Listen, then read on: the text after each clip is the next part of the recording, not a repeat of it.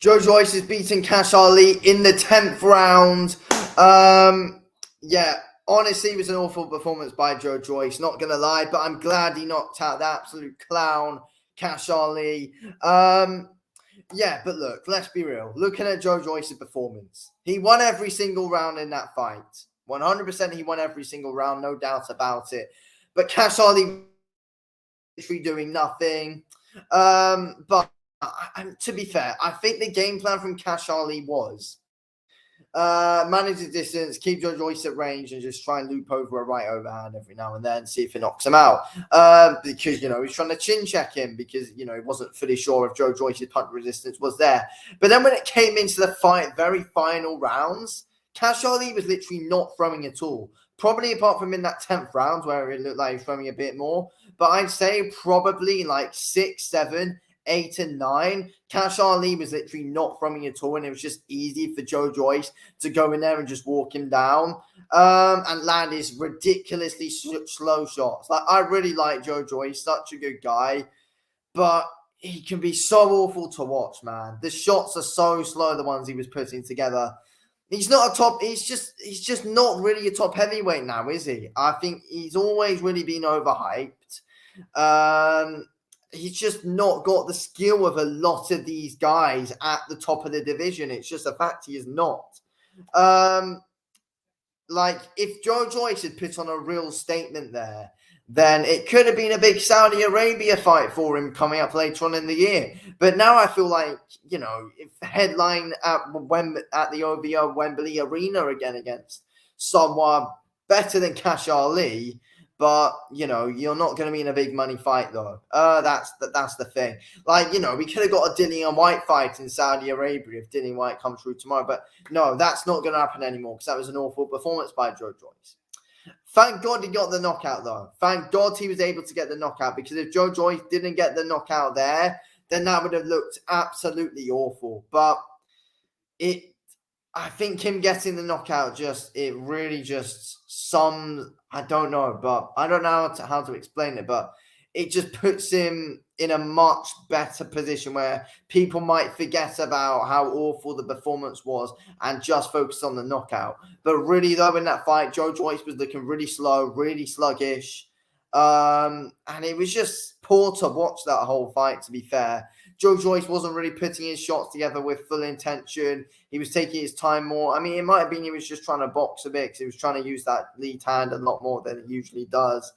But yeah, I mean, it's not like Joyce was cutting the ring off really, really well, because Kash Ali was fighting on the back foot, trying to set up that big looping overhand. But, the pressure Joyce puts on you is good, though. He does put a lot of pressure on you and, shuts down the distance well, though. That is what he does do well. He does do that, but it's not like he really forced Kash Ali onto the back foot, though, because Kash Ali wanted to fight on the back foot.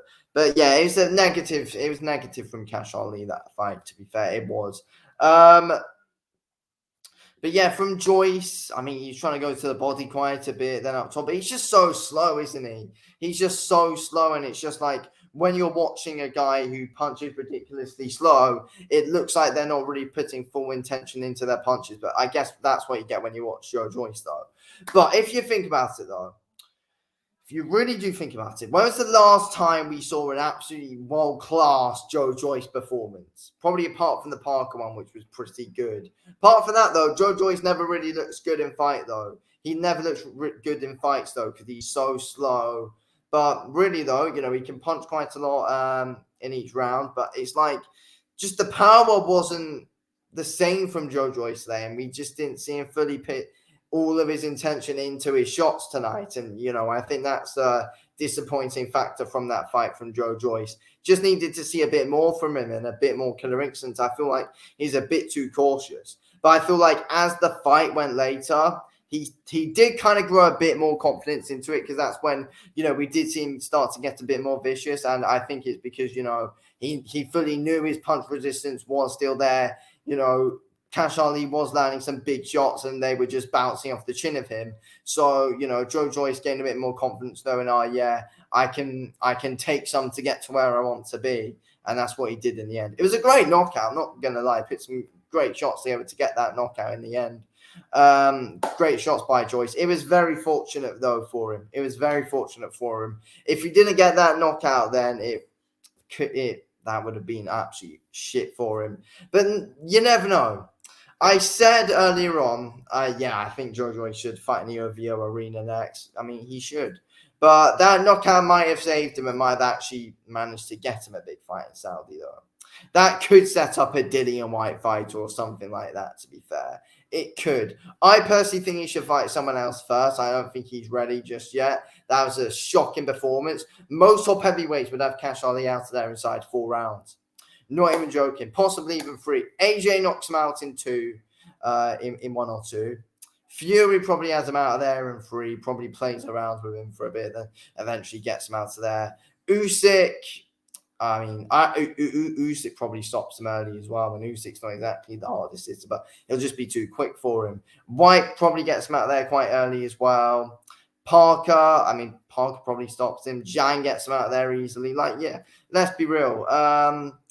Kash Ali's nothing special. Just backs up, fights negatively. Yeah, it's not great signs from Joyce at all, to be fair. It's not. He was not good enough whatsoever today. He was not good enough.